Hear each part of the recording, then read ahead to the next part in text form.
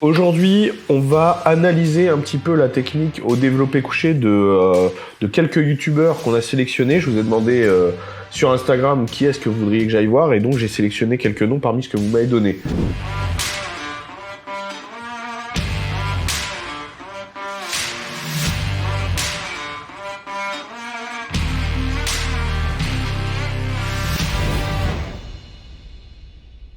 Salut les gars, alors dans un premier temps je voudrais m'excuser pour cette vidéo si vous m'entendez un petit peu parler du nez ou renifler parce que je suis enrhumé. Déjà un petit rappel parce que c'est vrai que sur la chaîne on s'est tellement diversifié qu'il y a aujourd'hui, vous êtes au moment où je tourne 91 000 à me suivre et il y en a une bonne partie qui n'a rien à voir avec le milieu du sport. Mais c'est quand même important de rappeler qu'à la base, moi, je suis sportif de haut niveau.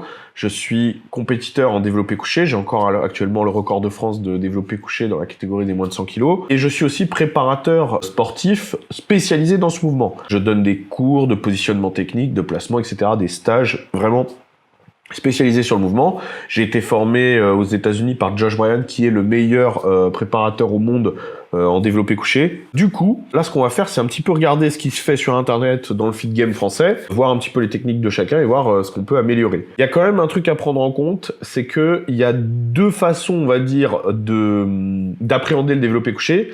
D'une manière performance, c'est-à-dire la barre la plus lourde pour faire la barre pour développer le plus de force. Et après il y a la manière, on va dire physique ou comment esthétique, c'est l'hypertrophie, c'est-à-dire utiliser le développé couché pour développer le mieux ses muscles et donc ça peut être ses pecs, ses triceps, ses épaules, selon ce qu'on veut. Donc il faudra prendre en compte ça, c'est-à-dire quand je vais commencer à analyser une vidéo, je vais me dire bon, est-ce que là il le fait pour performer ou est-ce qu'il le fait pour améliorer son physique et je le prendrai en compte dans mon analyse. Donc là, c'est une vidéo de Iron Quest. C'est lui qui m'a envoyé la vidéo parce que du coup, il y en a certains à qui j'ai pu demander de m'envoyer les vidéos si jamais je trouvais pas sur YouTube ou quoi. Donc là, c'est une vidéo qui m'a envoyé sur un banc qui est pas terrible, hein, puisque c'est dans son home gym et il a pas il avait pas un super matériel au moment où il a tourné ça, mais on va voir, on va quand même voir ce que ça donne. Bon, déjà, le premier truc qu'on voit, c'est que la descente, ça tombe quasiment. Alors là, lui, il le fait dans une optique d'hypertrophie, mais en fait, en faisant tomber comme ça, sans avoir aucun maintien, etc., on sent que sa trajectoire, elle est hasardeuse. Il met des contraintes sur ses épaules, forcément, pour stabiliser, parce que la barre, elle va un petit peu où elle veut, et là, ça se voit. Ensuite, la deuxième chose, c'est qu'on voit quand il est tout en bas, là, dans cette phase, juste avant de repartir, ses coudes s'écartent au maximum. Donc là, c'est pareil, il met des grosses contraintes sur ses épaules qui peuvent être un petit peu dangereuses. Après, voilà, quand il galère, bizarrement, c'est beaucoup plus propre parce qu'à ce moment-là, il se met à pousser sur ses jambes et là, on voit un vrai leg drive qu'il n'y a pas du tout au début. Donc finalement, cette rep-là, je sais pas combien c'est, mais à la fin, c'est quasiment c'est quasiment les plus propres. Mais après, pour moi, ce qui le met vraiment dans le jus, c'est sa descente, parce que la trajectoire, du coup, est jamais vraiment la même. Il laisse trop la barre faire ce qu'elle veut, il contrôle pas avec ses dorsaux, et c'est ça qui le met un peu dans le jus, mais globalement, pour la charge et pour la vitesse d'exécution, je trouve que c'est très propre. Alors là, on va passer à F-Can de From Human to God. C'est une vidéo de 2019, Suis-je fort comme un Turc? Alors, je prends pas en compte la rep, je crois que c'est à 150, ouais, c'est ça. Je compte pas cette rep-là, parce qu'on va le voir, elle est clairement aidée. C'est-à-dire que là, le spotter garde ses mains dessus tout du long. Même si, je sais qu'on peut avoir lui, il peut avoir l'impression qu'elle est pas aidée, et même le spotter, mais elle est clairement aidée. Déjà, dans un sens, c'est que tant que les mains touchent la barre, il fait un creux avec ses mains comme ça, mais la barre, elle est guidée.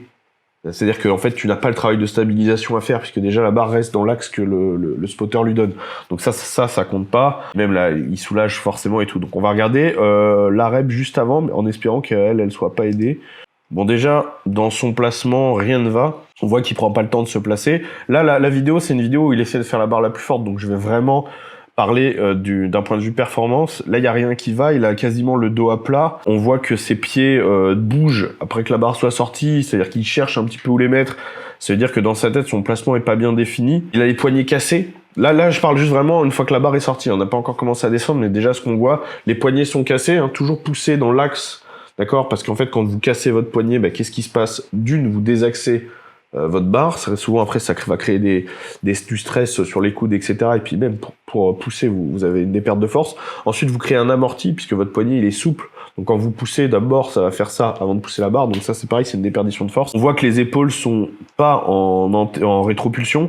qu'elles sont vraiment en position neutre, presque en antépulsion, donc c'est pareil, c'est mauvais pour ses épaules. Ça pousse très très écarté, donc là, il y a aucune stabilité possible, aucune tension dorsale. Bon, le spotter aide, hein, mais je crois qu'on n'aura pas de rep qui fait tout seul, il y a que des reps où il se fait aider. Il a un potentiel de faire vraiment plus en améliorant tout ça, parce que là, vraiment, il y a rien qui va. Ses jambes ne servent à rien, on voit qu'il y a aucun leg drive, que ce soit dans la montée ou la descente, ça bouge dans tous les sens. Il se sert même pas de ses pieds pour stabiliser, c'est pour ça qu'il a ce mouvement de bassin qui fait qu'on dirait qu'il fait un petit peu du ski sur le banc. Donc là, il y a pas mal de choses à voir, quoi. Alors ensuite, on est sur Kilian Hagen qui m'a envoyé sa vidéo. Alors lui, il m'avait dit, je crois, en m'envoyant la vidéo, qu'il faisait exprès d'avoir une trajectoire linéaire, parce qu'en fait, dans un truc de performance, on essaye plutôt d'avoir une trajectoire courbe avec la barre, sur la montée de la barre. Là, il essaie d'avoir une trajectoire linéaire, parce que son but, c'est l'hypertrophie.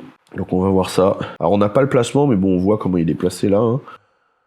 Alors pour moi, c'est très propre. Les jambes sont bien utilisées. Peut-être que ça vaut pas le coup d'arquer autant parce qu'on sent qu'il a du mal à placer son bassin sur le banc et que ça bouge un petit peu. Il est pas hyper stable alors que pourtant il est bien en appui sur ses jambes. Donc peut-être que ça vaudrait le coup de désarquer un petit peu pour être un petit peu plus stable. Je parle au niveau du bassin. Et pareil au niveau du dos. Si c'est pour de l'hypertrophie, je vois pas l'intérêt de verticaliser autant. Et si c'est pour de la performance, pareil, là c'est un petit peu trop verticalisé au niveau des dorsaux, je pense.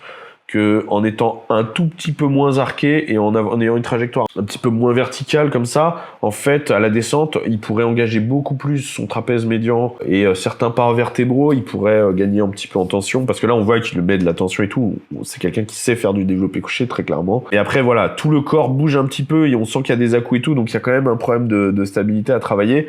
Et je pense que ça vient de là aussi, parce qu'il a pas tellement de surface au niveau du corps qui est en contact avec le banc. Je pense que sa surface plate, ce qu'on appelle la surface plate, c'est vraiment le milieu du trapèze, voilà, et l'arrière vraiment de la ceinture scapulaire. Vous avez une partie plate qui doit être en contact avec le banc. Là, elle est un petit peu comme ça, on va dire un petit peu verticalisée, un petit peu trop verticalisée. C'est dommage. Après, voilà, il y a deux, trois autres petits trucs, mais globalement, on voit qu'il a une vraie compréhension du mouvement, quoi, puisque là, il a une potentialisation de son placement et de sa technique pour performer.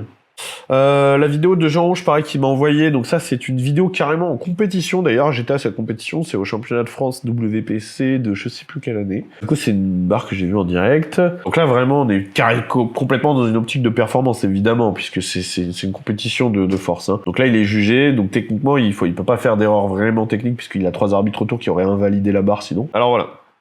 Une fois que la barre est sortie déjà, on voit ce que je disais tout à l'heure, les poignets sont vraiment cassés.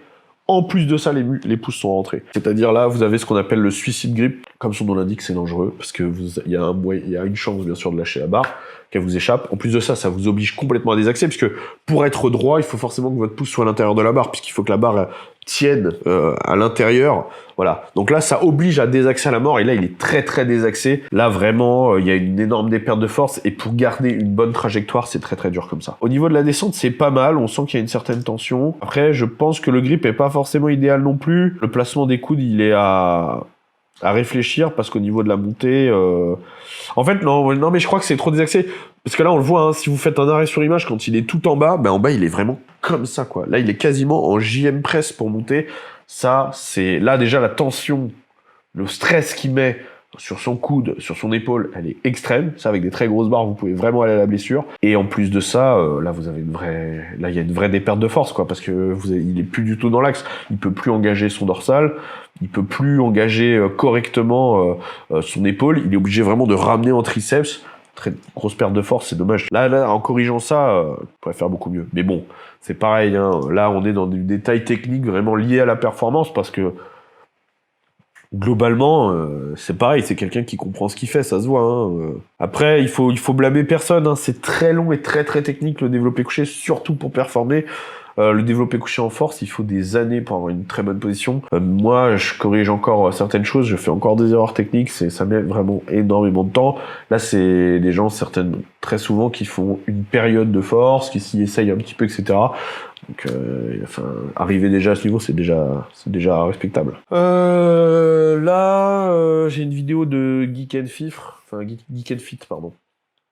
de Geek and Fit. Alors c'est au développé couché haltère, ça s'appelle ma séance haut du corps complète, j'ai pas trouvé à la barre. Globalement la technique est la même, il y a bien sûr des choses qui différencient la barre des haltères, mais globalement il y a un positionnement commun. Ben là globalement rien ne va. Hein, Enfin... Non, là vraiment rien ne va en fait, rien ne va, les fesses sont décollées complètement. Alors il dit que c'est parce que ses fesses sont dans le creux du banc, mais ça n'a rien à voir parce qu'on voit qu'il est en appui total sur ses jambes. En fait, il fait un mauvais leg drive, c'est-à-dire l'erreur qu'on fait au leg drive, c'est-à-dire de penser qu'il faut pousser sur ses jambes à la verticale comme ça. Il a un mauvais angle de placement aussi, parce qu'en fait, quand vous vous placez sur le banc, il faut arquer évidemment. Il ne s'agit pas de faire un truc de cirque, hein, mais juste il faut arquer, garder l'ordose lombaire, etc. En fait, et donc forcément votre corps va prendre un angle. En fait, l'angle il doit être pris au niveau du sternum, c'est-à-dire vous devez être placé en L comme ça c'est vos genoux, ça c'est votre sternum, et puis voilà, ça c'est vos épaules. Donc vous devez être placé en L comme ça sur le banc. Et en fait, souvent les gens sont soit comme ça, carré, c'est-à-dire ils ont deux angles, soit carrément, je saurais même pas le faire, mais ils ont un angle au niveau du bassin. Lui, c'est ce qui se passe, il a un angle au niveau du bassin et au niveau du sternum, il est comme ça, quoi. Et donc, ce qui se passe, quand il pousse sur ses jambes, qu'est-ce qui se passe? Ça s'arrête là, ça s'arrête au niveau du bassin, ses fesses se lèvent, et ça bouge dans tous les sens. Ensuite, au niveau de ses épaules, en fait, il essaye de faire une rétropulsion, parce que je pense qu'il se dit qu'en mettant les épaules en arrière, enfin, je pense qu'il a déjà entendu ce qu'il fallait faire, au développé couché, mais là c'est très mal fait parce que c'est en fait ça accompagne le mouvement. C'est-à-dire qu'en fait ses épaules partent en avant quand il monte et elles descendent quand il descend. C'est surtout pas ce qu'il faut faire. Ça c'est du travail de proprioception, ce qu'on appelle la proprioception. C'est la conscience de son corps dans l'espace. C'est-à-dire quand je fais ça, je regarde pas mon doigt, je regarde pas mon nez, mais je sais où ils sont. Alors ça c'est facile, le visage, les doigts, etc. Vous savez toujours où ils sont dans l'espace parce que vous les utilisez tous les jours. Mais si je vous demande votre trapèze, où est votre trapèze, où sont vous positionnez vos coudes dans l'espace, c'est déjà beaucoup plus dur. Donc c'est un travail qui fait partie du travail quand vous faites du powerlifting, de la force athlétique, quoi, quand vous essayez de vous développer sur un mouvement. Et là on voit qu'il y a vraiment un gros travail à faire sur la proprioception parce que je pense qu'il a aucune idée d'où sont ses épaules, d'où sont ses coudes. Ça part un petit peu dans tous les sens. Il est un petit peu désaxé, pareil, hein, il a les bras en arrière. Bon, en plus ses haltères aident pas parce qu'en fait comme ils sont gros, il a que des demi-amplitudes. Et en plus il descend, on le voit sur le droit-gauche, il descend désaxé. Quand il descend, en fait ses coudes sont bien positionnés. Et puis quand il monte, ça part dans tous les sens. En fait, c'est pas grave de faire des erreurs. Tout le monde en fait, en plus surtout quand on débute, etc. Avoir un mouvement qui est pas beau, pas propre, ou c'est, y a rien, y a pas de moquerie à avoir, y a rien du tout. En fait, ce qui est dommage, c'est de trouver ça sur des chaînes qui elles se veulent explicatives, parce que là, on a carrément, c'est pas genre je vous montre mon entraînement comme ce que je vous ai montré jusqu'ici, c'est juste des gens qui suivent l'entraînement. Là, c'est une vidéo où il y a des explications techniques sur ce qu'il faut faire, etc. Mais ce qu'on voit à l'image, c'est tout à fait ce qu'il faut pas faire, c'est très mauvais. Ensuite, on a Thibaut Inchep. Sur la vidéo, Mister Level 12 versus Thibaut Inchep au développé couché. Donc là, le but, c'est dans leur vidéo, c'est d'être le plus fort, c'est de faire la plus grosse barre, donc c'est pareil, là, on va taper dans un truc de performance. Alors, l'angle de la caméra n'aide pas, c'est très zoomé, on voit pas le positionnement des pieds, etc., mais on va faire avec ce qu'on voit. Aïe, aïe, aïe. Bon.